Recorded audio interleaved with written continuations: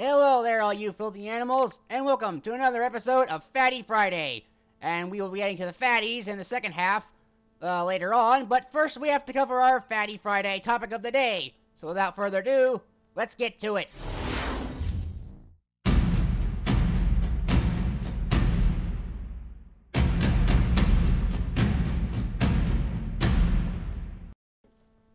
Alright then, so for today's FATI Friday topic, we will be taking a look at one simple question and answering it once and for all.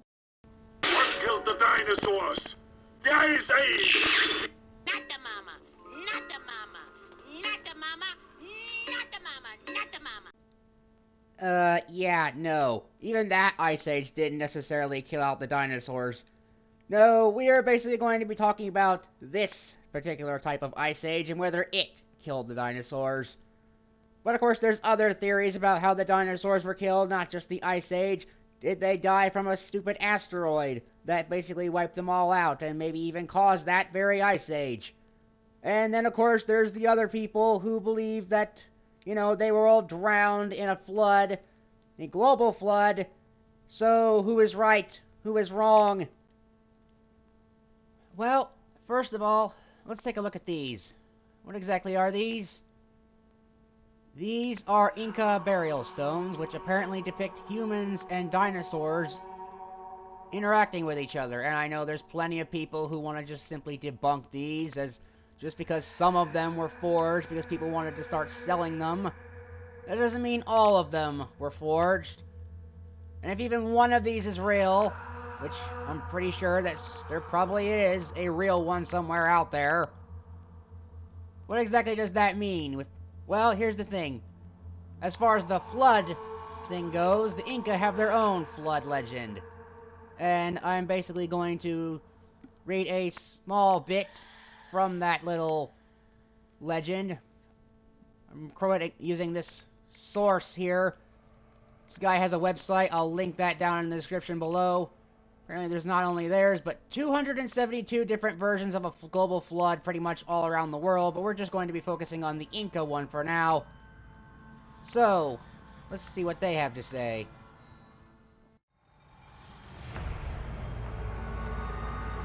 A red cloud appeared in the sky. It lit up the night and covered the entire area. With a flash and a rumble, many of the city's buildings fell in an earthquake. Red rain fell from the sky. Other earthquakes and more rain followed. Soon a flood covered the ruined city. This water is known as Lake Titicaca today.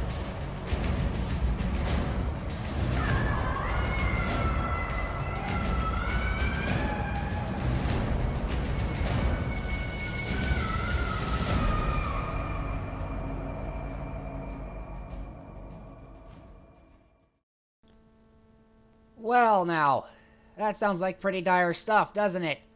A red cloud with red rain. Wonder what that reminds us of.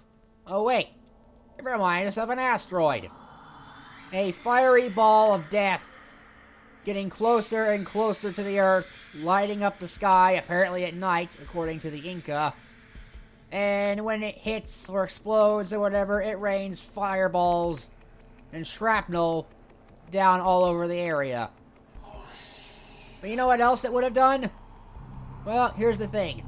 This is right about where that very crater is supposed to have landed, the one that killed the dinosaurs, and as you'll notice, it's right on the edge of a huge body of water known as the Gulf of Mexico. And I'm pretty sure that many years ago, this probably would have all been water because sea levels were much higher. In fact, this whole area might have been flooded over and been impassable.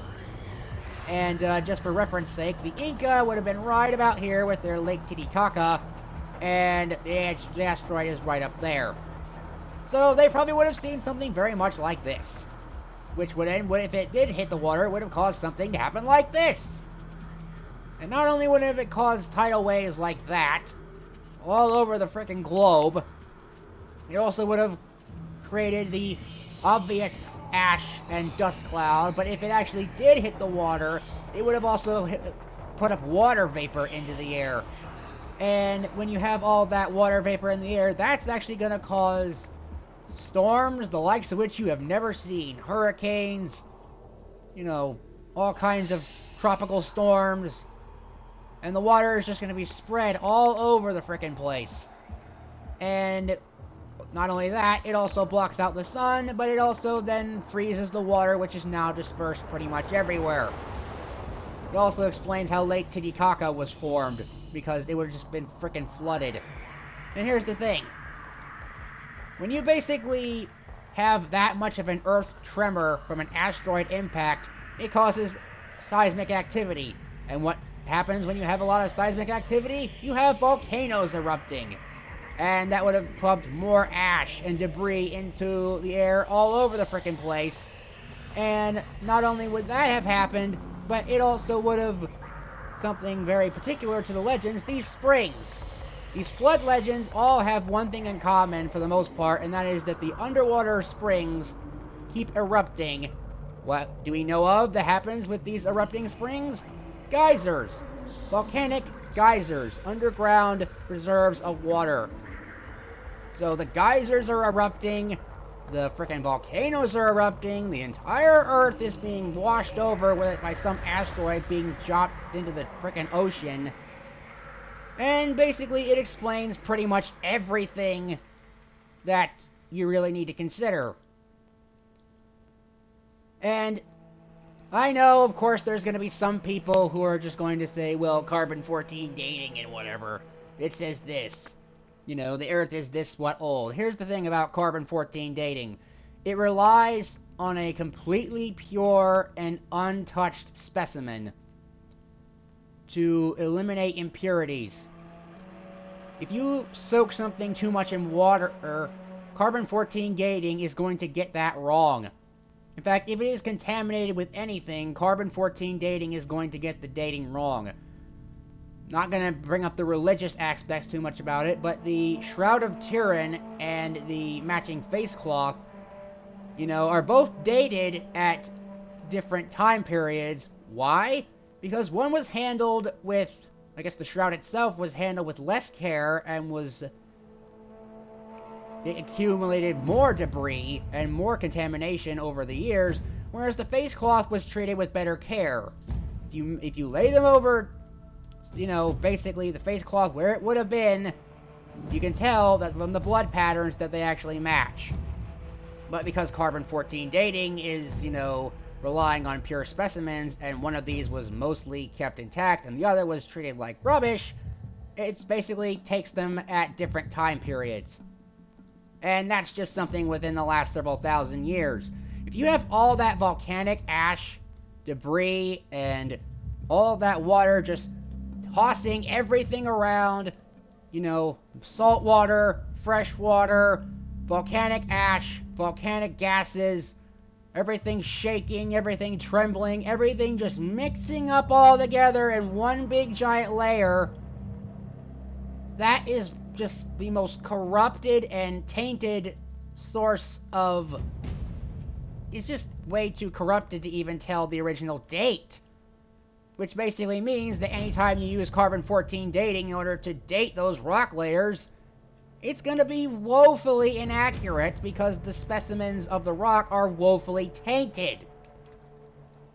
So, when you take all that into consideration, when you take into consideration the Inca and their flood legend, the fact that they have these dinosaur Inca stones, which just say, hey, we've seen dinosaurs, and we remember what happened, and we also have a flood legend which kinda corroborates what would have happened with the so-called extinction of the dinosaurs. It would have also explained the global flood event that everybody keeps talking about. Kinda makes sense now, doesn't it? And for those of you who are all scientific, no, it's like the asteroid was, you know, just called an asteroid, whatever, and the richest people are like, no, that was caused by God. Let me just put it to you this way. For those of you who just, you know, want to believe that, you know, there is no God or whatever, you can just go ahead and believe that Noah was some wise astrologer or somebody like that. And that he basically saw the asteroid coming. And he predicted that it would land in the ocean somewhere far off, and he was right. And for those of you who are rather religious, you can say, well, hey, just because, you know, an asteroid did it doesn't mean that God didn't send the darn thing down to Earth and cause, you know, everything to happen. Alright, well, hopefully that settles that debate once and for all, but who am I kidding? You guys are probably just gonna rage about it in the comments anyway. You can feel free to do that, that's fine. But honestly, I think that I've kind of really solved this for the most part. But anyway, let's kick off the second half of FATI Friday. Round 2, Fatty.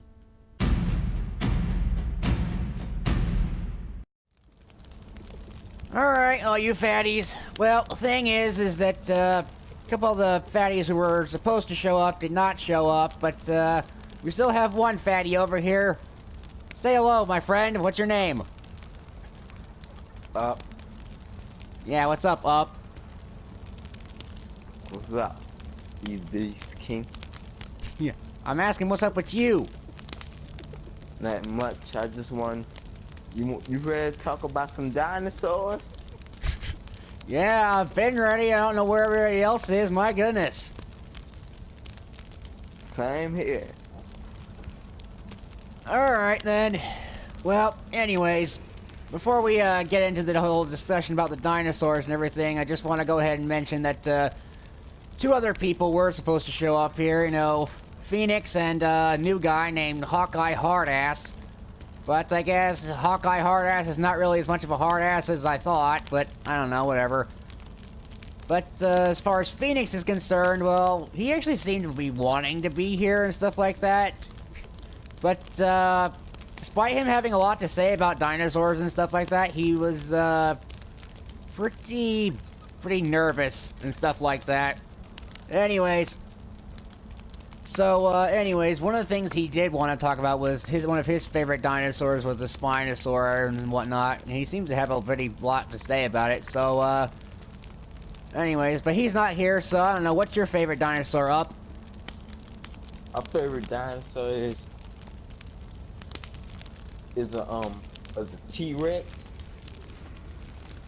Okay, well that seems kind of obvious for most people. So here's the thing, Spinosaur. If Phoenix were here, he'd probably say Spinosaur kicks T-Rex's ass in Jurassic Park. What would you say to that? I say he bullshit. Well, it's right in the movie and stuff, right? I mean, how can you display? How can you just dispute the evidence? I refuse. The T-Rex is always domination. Okay, but like, how would a T-Rex kill a Spinosaurus? Maybe munch on it. Okay, how would he munch on him? First he'll go for the head, then it'll be a slaughterhouse. You're just kind of just, oh my gosh, whatever. Anyways. I don't know, just, let's see here. My favorite dinosaur, let's see. I guess my favorite dinosaur would be the Deinonychus, which is like that velociraptor type thing from like Jurassic Park, whatever. But, you know, it's in the movie, whatever, they basically call it the stupid velociraptor and whatnot. But the actual velociraptor is really small, like the chicken size thing, whatever. And that's not really that intimidating and all that, you know? Yeah. So, basically, they decided, well, this thing's intelligence sounds pretty interesting and whatnot, but, well, it's not very scary, so let's go ahead with something a bit scarier. Ooh, there's this Deinonychus raptor. Let's just go ahead and make a hybrid of, you know, the Velociraptor and the Deinonychus with this whole scientific recreation of dinosaur stuff. And then they basically, you know, decided to just call it a Velociraptor just because. Yeah, but the Deinonychus actually is honestly much better, though. Anyway. Alright, here's the thing. What do you think is faster, a T-Rex or a raptor? A raptor? Yeah, I would... Well, I don't know. I mean, I don't know. Let's see here. From what I've been looking at, I think a raptor would be faster. Well, I don't know. To be honest. I mean, here's the thing. I think a T-Rex could probably reach about 20 miles an hour if he's like really, really sprinting and stuff like that. But I think a Velociraptor or a Deinonychus, they go about 30. At least that's what people believe. I don't know. Anyway.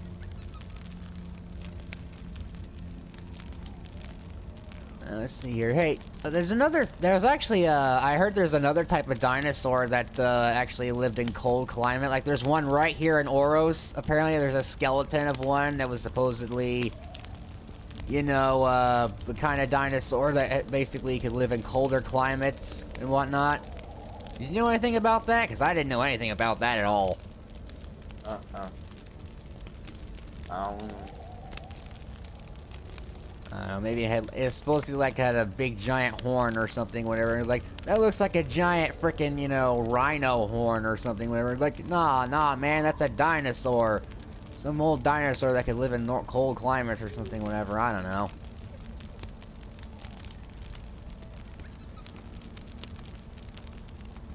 Alright, well. Alright, well, thing is, it's getting to be dawn here in Oros, so I guess we might as well just call it for the day. It's kind of a shame that, yeah, it's kind of a shame that the others couldn't really make it, but thanks for showing up, Up. Thanks. Alright. It's all good. Alright. Alright. Well, I will see all you filthy animals in the next episode of whatever that might be. Till then, take care, everybody. See you later.